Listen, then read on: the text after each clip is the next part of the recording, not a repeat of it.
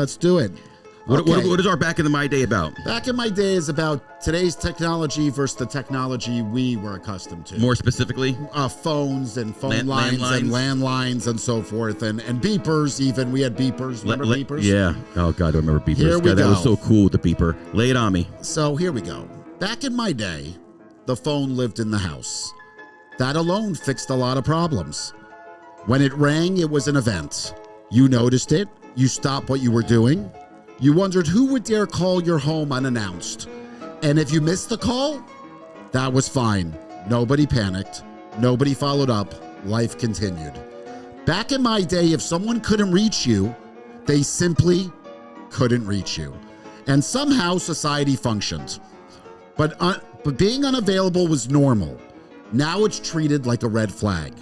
Today, everyone expects instant access to you at all times. Texts, emails, DMs, group chats you never asked to be in. Miss a message and suddenly you're getting checked in on like you missed a court date. Technology was supposed to make communication easier. Instead, it turned into a full-time obligation.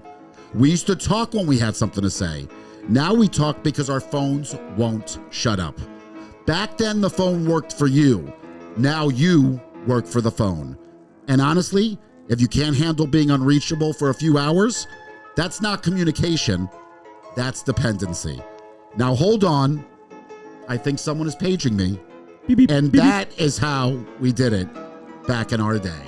Damn straight. And that phone sat on a stack of yellow phone books. Yeah, but think about when you used to get a phone call at home. You loved it. Someone really had to call you. They reached out to you, and then you were excited. You came to the phone, and sometimes your mom would be on the other phone because they had it in the other room, and you'd be like, "Mom, get off the phone," because we were both on the phone together. Oh, how about better? Ma, it's Aunt Betty. Yeah. What? Who? Aunt Betty. Yeah, no, tell her I'll call her back. It's true. We're screaming from across. And then someone would beep you, and you'd be like, "Oh, I got to run to a payphone." You had codes. Yeah. You had or codes. Mom, is it that girl I like? Mom? Oh, shit. That never happened. That's a lie. You just made that shit up. This isn't a joke. I remember the night I met my wife. She called me at 3 a.m. at the house, and Avi answered, my father, and he was so angry. Why? Because it was so late? Because it was late, because I told her to call that phone, and I was going to pick it up immediately. But Avi answered, he goes, "Man, who's calling at this late at night? I'll never forget." I mean, but that was the fun of I don't know. Call me nostalgia. How about prank phone calls? We could probably go down a whole rabbit hole. We should just do prank phone calls. The Jerky Boys. I think we talked on the show where me and my buddy Scott Carbone, we would call people as the radio station and ask them how big our penises were. Yeah, I remember. It was great. You call we would call bowling alleys and ask if they had 10-pound balls, and when they said yes, you go, "How the hell do you stand?" But when we show our kids what our phones used to look like, they look at it like it's. They literally look at it like it's an ancient. Well. They couldn't even conceptualize. If you were to ask a kid nowadays, how do they answer the phone? Show me with your hand. They just do this. Yeah. We do this. Oh, never. Do you have a house phone? No. Do you have a house phone? I do. I just got. But I remember when it was my 13th birthday, I got my own phone line, and that was big. What do you mean your own phone line?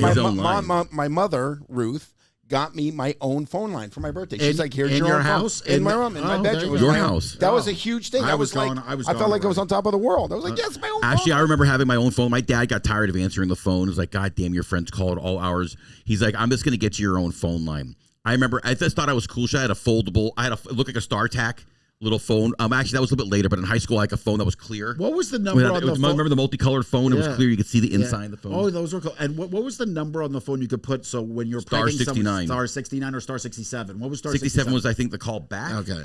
Yeah, I remember that. I mean, 69 was did you remember our phone number? Oh wait, no, I think star 69 was the high. 937 305 937 4099. That's it. You still remember your phone number? And what was the fax number? 305 937 4044. Can we fax it now? Can we fax something to it right now? I think so. Yeah. You think so? You can still fax something to it? I don't think so. Oh, well. I remember those. I mean, listen. I just remember it was an event when someone called. And again, if you didn't take the call, you didn't take the call. It wasn't like the world was over. Now you're just so.